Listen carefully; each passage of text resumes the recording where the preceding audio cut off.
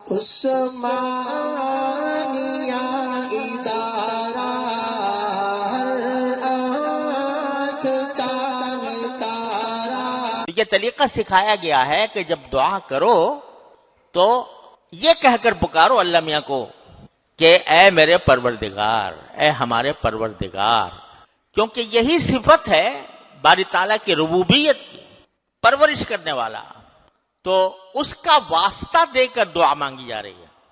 جب کسی سے خطاب کیا جاتا ہے تو اس کا ایک طریقہ تو ہوتا ہے کہ اس کا نام لیا جائے، اے فلان، اور ایک طریقہ یہ ہوتا ہے کہ اس سے میرا جو رشتہ ہے اس رشتے کا حوالہ دے کر مانگا جائے۔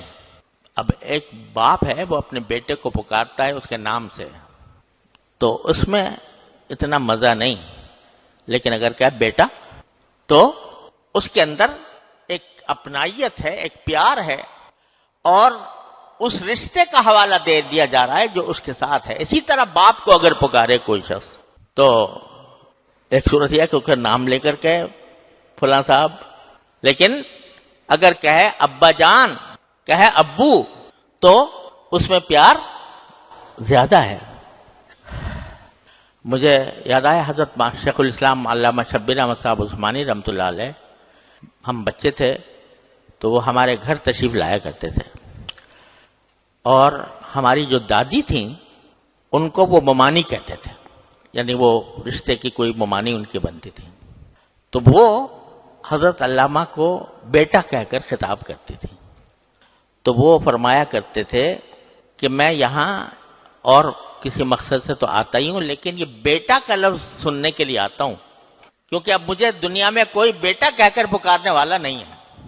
تو وہ کیونکہ اس میں جو اپنائیت ہے، اس میں جو لطف ہے، وہ شاید وہ ان کو شیخ الاسلام کہا جاتا تھا، علامہ کہا جاتا تھا، اس میں ان کو اتنا مزہ نہ آتا ہو جتنا بیٹا کے لفظ سے مزہ آتا ہو۔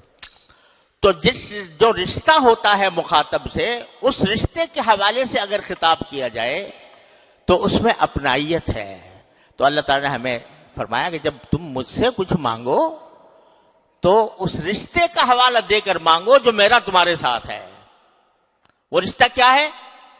کہ میں رب ہوں تمہارا، میں تمہارا پروردگار ہوں، میں تمہیں پالنے پوسنے والا ہوں۔ ربنا کہہ کر پکارو۔